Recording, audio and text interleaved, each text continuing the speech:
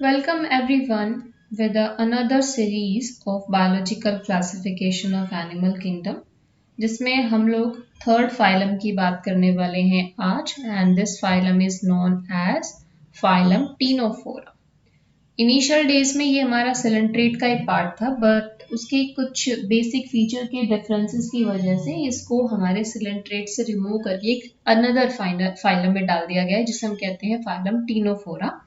तो इसके कुछ कैरेक्टर ऐसे हैं जो हमारे सिलेंट्रेटा के फाइलम से मैच करते हैं और कुछ इसके पास अपने कुछ यूनिक फीचर है। ठीक है, तो जैसे कि आपको पता है कि कल जब हमने सिलेंट्रेट के बारे में डिस्कस किया था तो हमने कहा था सिलेंट्रेट को हम लोग नाइडेरियंस भी कहते हैं और उसका एक बेसिक रीजन ये था कि उनके पास नाइडोब्लास्ट सेल प्रेजेंट थी।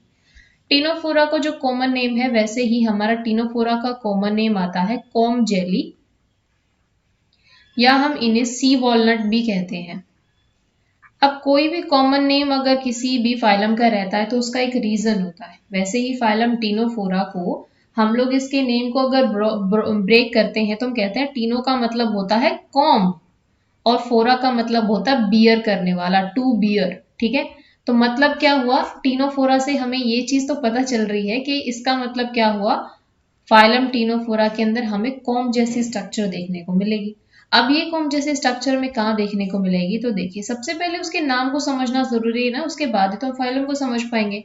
तो आप इस इमेज में देखिए, यहाँ से मैंने एक इमेज ली हुई है जिसमें हमने यहाँ पे रिप्रेजेंट किया हुआ है एक हमारे पास ऑर्गेनिज्म है जो कि हमारा फाइलम टीनोफोरा से बिलोंग करता है। और जैसे कि मैंने कहा था कि किसी भी फाइलम को कंप्लीट करने से पहले आपको अपने दिमाग में उसके किसी एक ऑर्गेनिज्म की इमेज बना के रखनी है ताकि उसके बेसिक फीचर आप उसकी इमेज को याद करके ध्यान में रख सके कि कौन से उसके बेसिक फीचर हो सकते हैं।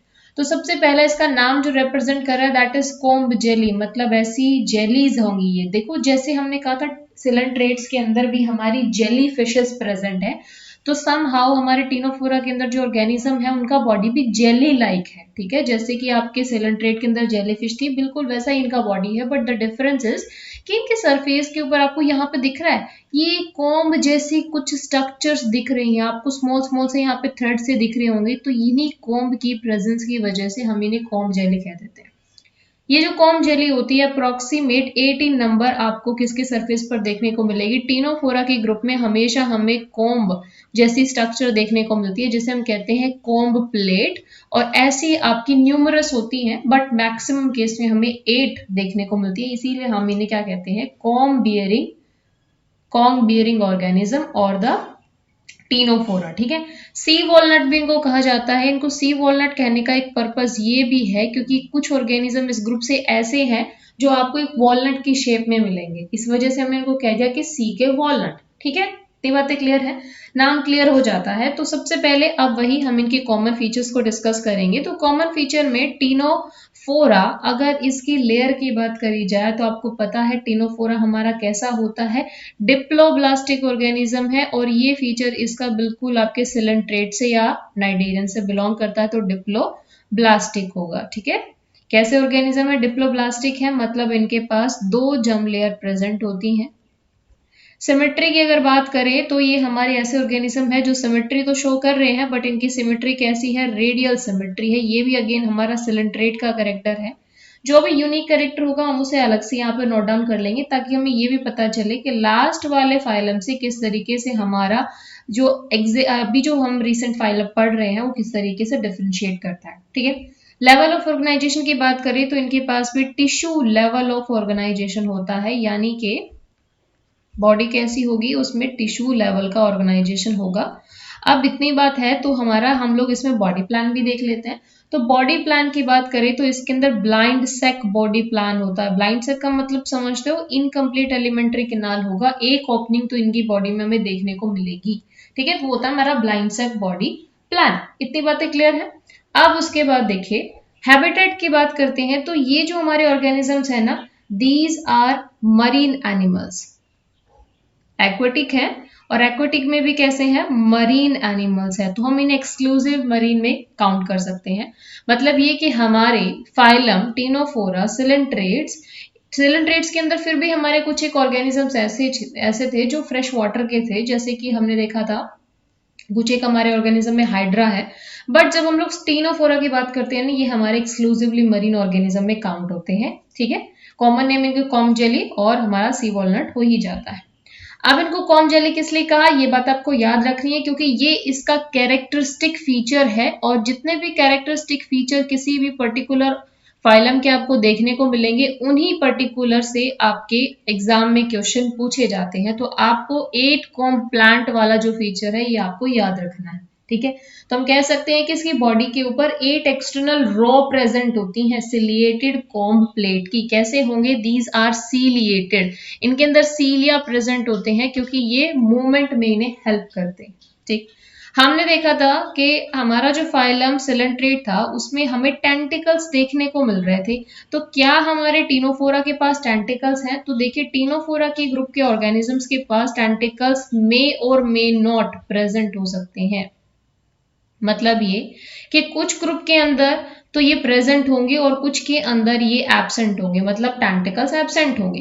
अब हमने एक चीज और पढ़ी थी सिलेंट्रेट में कि टेंटिकल्स के ऊपर वहां पे हमें नाइडोब्लास्ट सेल्स देखने को मिल रही थी। तो क्या टीनोफोरा के पास नाइडोब्लास्ट सेल्स है? तो नहीं जी, इनके पास नाइडोब्लास्ट सेल तो नहीं होती ऑफ कोर्स, बट इनके पास एक स्पेसिफिक सेल्स होती है जिसे हम कहते हैं कोलोब्लास्ट सेल। तो आप देखिए, ये हमारा एक यूनिक फीचर है। जो भी यूनिक फीचर है उसको मैं आपको डिफरेंट कलर में यहाँ पे रिप्रेजेंट करूंगी ताकि आप कंपेयर भी कर सको और याद भी कर सको। तो ये जो कोलोब्लास्ट सेल्स होती है, अब इनका क्या फंक्शन होता है? नाइडोब्लास्ट का फंक्शन था जैसे सिलेंट्रेट के अंदर कि वो एक स्पेसिफिक टाइप का टॉक्सिन रिलीज करती थी प्रे को कैप्चर करने में, जो उसे हेल्प करता था उसके डिफेंस को और उसके न्यूट्रिशन वाले फंक्शन को अडेप्ट करने के लिए, राइट। वैसे ही फाइलम टीनोफोरा के अंदर जो हमारी कोलोब्लास्ट सेल्स होती हैं, these are adhesive in nature. इनकी प्रॉपर्टी क्या है? ये स्टिक कर जाती हैं सरफेस के ऊपर। अडेसिव सेल्स होती हैं ये, अडेसिव मतलब एक स्टिक अटैचमेंट प्रोवाइड करने में ये हेल्प करती हैं, ठीक है। तो टेंटिकल्स इनमें एब्सेंट होते हैं, और अगर प्रेजेंट भी होंगे तो टेंटिकल्स अप्रोक्सीमेट कितने होते हैं? अप्रोक्सीमेट 2 नंबर में हमारे प्रेजेंट होंगे, मतलब अप्रोक्सीमेट हमें 2 ही टेंटिकल्स देखने को मिलेंगे, ठीक है। मतलब टीनोफोरा के अंदर हमारे टेंटिकल्स काउंटेबल है, या तो होंगे ही नहीं, अगर होंगे तो वो 2 ही नंबर में प्रेजेंट होंगे। अब हमने एक चीज यहाँ पे देखनी है, इनका एक और अच्छा खासा फीचर होता है, दैट इज स्टैटोसिस्ट, जो कि सिर्फ और सिर्फ हमें टीनोफोरा में देखने को मिलता है। अभी स्टैटोसिस्ट क्या है? तो देखिए, आपने पॉरीफेरा के फीचर्स देखे, सिलेंट्रेट के फीचर देखे, बट दोनों के अंदर ही हमारे पास कोई सेंस ऑर्गन प्रेजेंट नहीं था। पॉरीफेरा में वाटर केनाल थी, वाटर केनाल प्रेजेंट थी, उसी के थ्रू सारा कुछ उनका फंक्शन परफॉर्म हो रहा था। सिलेंट्रेट्स के अंदर भी हमें कोई ऐसा सेंस ऑर्गन देखने को नहीं मिला, बट टीनोफोरा के अंदर अपना एक सेंस ऑर्गन आ जाता है। ये सेंस ऑर्गन क्या है? ये है स्टैटोसिस्ट। बेसिकली ये एक टाइप की सेल्स होती हैं जो इनके, अगर इनकी लोकेशन की बात करें तो ये माउथ के अपोजिट साइड में प्रेजेंट होगी, अपोजिट ऑफ माउथ प्रेजेंट होगी। और इसका क्या काम होता है? ये जो स्टैटोसिस सेल्स होती हैं, इनका फीचर होता है कि ये सेंस करती है। एक्चुअली सेंस क्या करती है? ये लाइट को सेंस करती है, ठीक है, लाइट को सेंस करती है। और अगेन ये भी हमारा कैरेक्टरिस्टिक फीचर है फाइलम टीनोफोरा का। इससे भी आपसे क्वेश्चन पूछा जा सकता है कि स्टैटोसिस्ट आपको किस ग्रुप के अंदर देखने को मिलेगी, ठीक है। आपको ये चीज याद रखनी है। अब ये तो हमारे हो गए इसके बेसिक फीचर। हम लोग टीनोफोरा के अब एग्जैक्ट जो फीचर है उनको डिस्कस करते हैं वन बाय वन, कि इसमें डाइजेशन कैसे हो रहा है, एक्सक्रीशन कैसे हो रहा है, वो सारी चीजें हम लोग यहाँ से देखते हैं, ठीक है। तो ये कॉमन फीचर होने के बाद हम लोग इसका स्ट्रक्चर देख लेते हैं कि एक्चुअल में ये किस तरीके का हमें दिखाई देता है। तो देखिए, टीनोफोरा के अंदर हमने कहा सी वॉलनट हम इन्हें कहते हैं, इनका स्ट्रक्चर आपको कुछ सी वॉलनट के जैसा दिखेगा। बाहर आपको 8 कॉम्ब की ऐसी प्लेट्स दिखेंगी, और हमने कहा टेंटिकल्स या तो होंगे नहीं, अगर होंगे तो 2 होंगे। तो आप इस इमेज में भी देख रहे हो यहाँ पे 2 टेंटिकल्स प्रेजेंट है, तो दीज आर टेंटिकल्स। और इन टेंटिकल्स के ऊपर हमारी कोई भी नाइडोब्लास्ट सेल्स नहीं है, बल्कि यहाँ पे कौन सी सेल प्रेजेंट होती है? यहाँ पे कोलोब्लास्ट सेल प्रेजेंट होती है, जो एडेशन में अटैचमेंट में हेल्प करेगा। क्लियर है? फिर हमने कहा कि इनकी अगर इंटरनल स्ट्रक्चर को हम लोग विजुअलाइज करते हैं, तो जैसे कि मैंने आपको यहाँ से बताया कि इनके इंटरनल स्ट्रक्चर में हमें पता है कि इनके पास ब्लाइंड सेक होता है। तो ये जो आपको दिख रहा है ना ट्यूब, देखो ये जो ट्यूब दिख रहा है ना, this is the digestive cavity of this Ctenophora. यहाँ पे ये रीजन आपका स्टमक है, आपको एक यहाँ पे ओवल शेप स्ट्रक्चर दिख रहा है ना, दिस इज स्टमक, और इसका एक सिंगल ओपनिंग होता है, इस सिंगल ओपनिंग को हम कहते हैं माउथ, जो कि इसके लोअर साइड में आपको दिख रहा है ना। तो हम कहेंगे कि अगर यहाँ पे माउथ प्रेजेंट है तो समहाउ यहाँ पे आपका स्टैटोसिस्ट प्रेजेंट होगा, ठीक है, क्योंकि माउथ के जस्ट अपोजिट में स्टैटोसिस्ट प्रेजेंट होता है, तो यहाँ पे आपका स्टैटोसिस्ट प्रेजेंट होगा, जो कि इसमें अभी लोकेट नहीं कर रखा है, बट आपको याद रखना है कि माउथ के जस्ट अपोजिट हमें स्टैटोसिस्ट देखने को मिलेगा। क्लियर? तो हम कह सकते हैं इनके पास अपनी एक गैस्ट्रोवैस्कुलर कैविटी होती है, ठीक है, क्या होती है ये, इनके पास डाइजेशन की जब हम बात करते हैं तो इनके पास गैस्ट्रोवैस्कुलर कैविटी होती है, जस्ट लाइक योर सिलेंट्रेट, इनका भी गैस्ट्रोवैस्कुलर कैविटी होता है, और ये गैस्ट्रोवैस्कुलर कैविटी ब्रांच होता है, ठीक है, ब्रांच है, ओपन है, लेकिन ओपन क्या है, एक ही ओपनिंग होती है जिसे हम माउथ भी कह देते हैं, और इसकी ओपनिंग को हम एक स्पेसिफिक नेम भी दिया हुआ है जिसे हम कहते हैं स्टोमैडियम, ठीक है, स्टोमैडियम हम लोग इसकी स्पेसिफिक माउथ की ओपनिंग को कह देते हैं, ठीक है।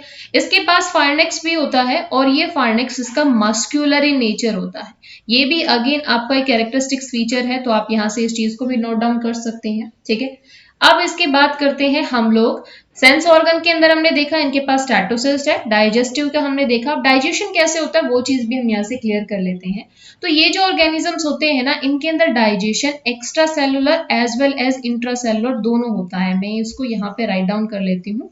यस, जब इनके डाइजेशन की बात आती है तो इनमें extracellular as well as intracellular दोनों टाइप से इनकी बॉडी में हमें डाइजेशन देखने को मिलेगा।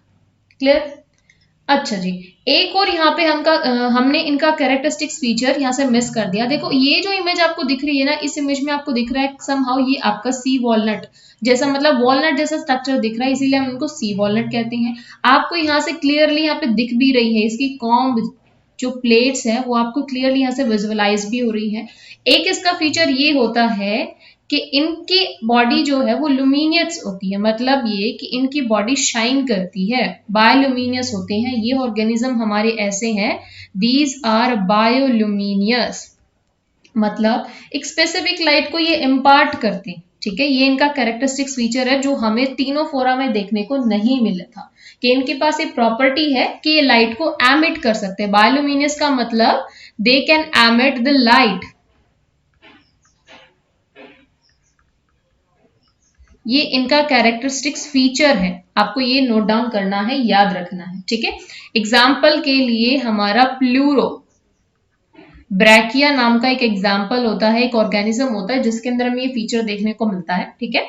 आपसे क्वेश्चन के अंदर एग्जाम्पल में दे सकता है, वो अलग अलग एग्जाम्पल के ऑर्गेनिजम्स के नाम देगा और आपसे पूछेगा कि इनमें से कौन सा ऑर्गेनिज्म है जो बायोलुमिनियंस है, यानी कि जो आपका लाइट को इम्पार्ट करता है, लाइट को एक्सर्ट करता है, एमिट करता है, ठीक है। तो इतनी बात आप याद रखेंगे। अब हम इसके फर्टिलाइजेशन की हम इसके रिप्रोडक्शन की बात करते हैं। क्यों रिप्रोडक्शन की? इसलिए क्योंकि इनके अंदर एक्सक्रीशन भी जनरल बॉडी सरफेस से हो रहा है, या फिर हमारा गैस्ट्रोवेस्कुलर कैविटी समा उसमें थोड़ा सा हेल्प करता है, ठीक है।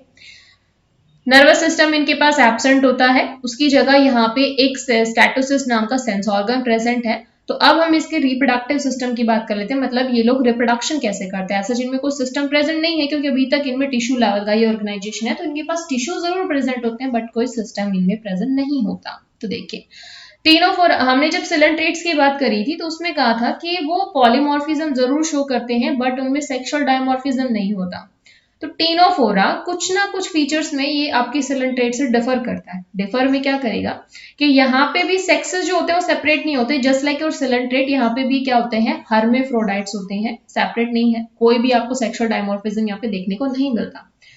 रिप्रोडक्शन यहाँ पे कैसा होगा, रिप्रोडक्शन यहाँ पे सिर्फ और सिर्फ सेक्सुअल रिप्रोडक्शन होता है, यहाँ पे आपको एसेक्सुअल रिप्रोडक्शन देखने को नहीं मिलेगा। इन केस ऑफ टीनोफोरा सिर्फ और सिर्फ सेक्सुअल रिप्रोडक्शन होगा। फर्टिलाइजेशन कैसा होगा, फर्टिलाइजेशन की बात करें तो देखिए एक ट्रिक आपको देती हूँ। ट्रिक क्या है कि जो भी ऑर्गेनिज्म हमारे एक्सक्लूसिवली मरीन है ना, मोस्टली उन ऑर्गेनिज्म के अंदर हमें एक्सटर्नल फर्टिलाइजेशन देखने को मिलता है।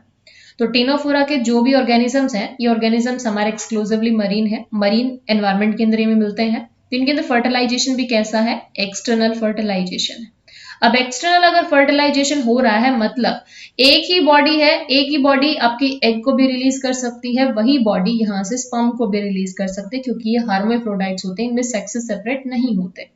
तो जैसे ही ये मैच्योर होंगे, इनकी ब्रीडिंग टाइम पे एक बॉडी यहाँ से एग रिलीज करेगी और दूसरी बॉडी आपके स्पर्म या स्पर्म को रिलीज करेगी, जिनका एक्सटर्नली ही एक्वेटिक वाटर के अंदर ही फर्टिलाइजेशन होगा। और आफ्टर फर्टिलाइजेशन आपको ये देखना है कि इनकी डेवलपमेंट कैसी है, क्या इनकी डेवलपमेंट डायरेक्ट है या इनकी डेवलपमेंट इनडायरेक्ट है।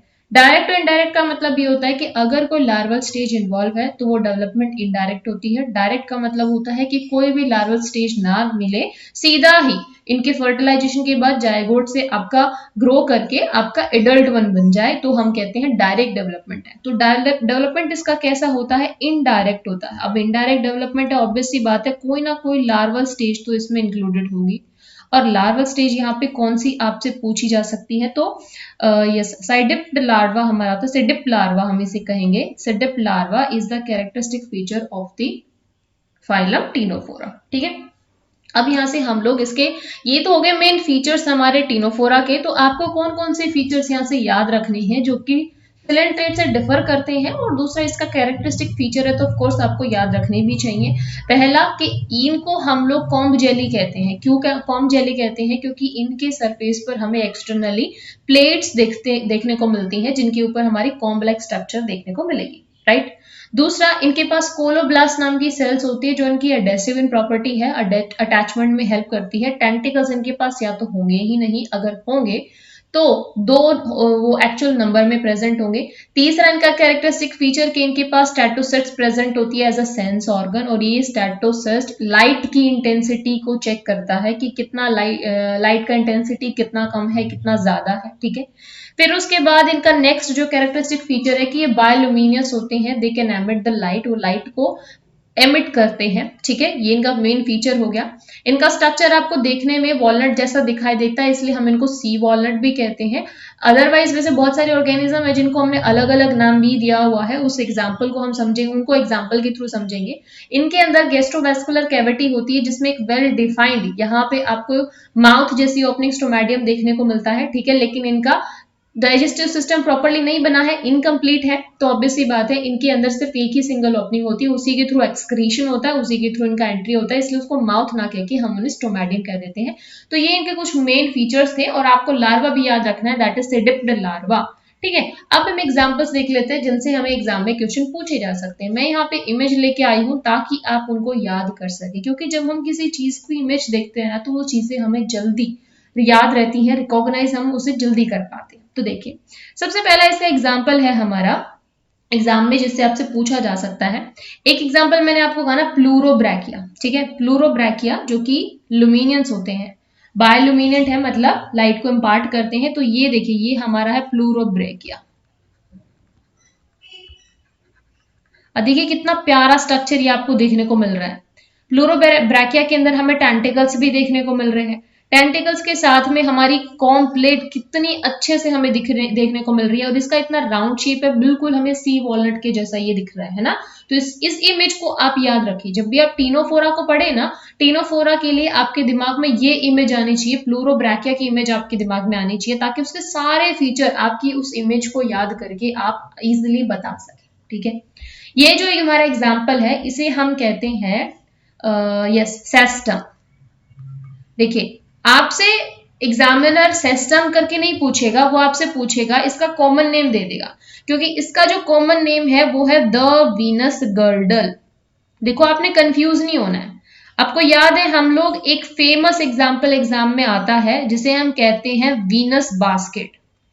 वीनस बास्केट क्या था? वीनस बास्केट हम लोग यूप्लेक्टिला को बोलते हैं, जो कि हमारे पोरीफेरा ग्रुप का ऑर्गेनिज्म है।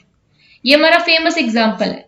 वैसे एग्जामिनर आपसे वीनस गर्डल करके पूछ सकता है, लेकिन वीनस गर्डल जो है ये हमारा टीनोफोरा का एग्जाम्पल। ठीक है, आपने कंफ्यूज नहीं होना है दोनों के अंदर। अच्छा, प्लूरोब्रैकिया जो होता है ना, इसका भी एक कॉमन नेम है, इसको हम कहते हैं सी गूसबेरी। क्या कहते हैं? सी गूसबेरी। तो इससे भी एग्जामिनर आपसे क्वेश्चन पूछ सकता है, क्योंकि इसका कॉमन नेम बड़ा ही प्यारा सा है, सी गूसबेरी। तो आपने इसके कॉमन नेम को और साइंटिफिक नेम को दोनों को याद रखना है। थर्ड जो हमारा एग्जाम्पल है ये है हमारा बिरॉय। अब देखो ये नाम आपको याद नहीं होगा, लेकिन इसका कॉमन नेम ना और भी इंटरेस्टिंग है। इसका कॉमन नेम क्या है? Swimming eye of cat. I don't know कि ये कैट जैसा स्ट्रक्चर दिख रहा है कि नहीं दिख रहा है, बट इसका कॉमन नेम होता है स्विमिंग आई ऑफ कैट। तो आप इसको याद रखेंगे, क्योंकि ये जो कॉमन नेम है ना, इनके थ्रू एग्जामिनर आपसे क्वेश्चन पूछ सकता है। तो आई होप गाइस टीनोफोरा के बेसिक फीचर आपके क्लियर हुए होंगे। साथ ही साथ अपनी ये तीनों एग्जाम्पल याद रखने हैं। प्लूरोब्राकिया जिसको सीगोस पैरी कहते हैं, सेस्टम जिसको हम लोग वीनस गर्डल कहते हैं, और बिरॉय जिसे हम स्विमिंग आई ऑफ कैट कहते हैं। ठीक है, उसके साथ आपको इसके कैरेक्टरिस्टिक्स फीचर्स भी याद रखने हैं, क्योंकि इनसे आपके क्वेश्चन पूछे जा सकते हैं। सो कोई भी डाउट रहता है मुझे कमेंट सेक्शन में बताइए। And thank you so much guys for watching this video.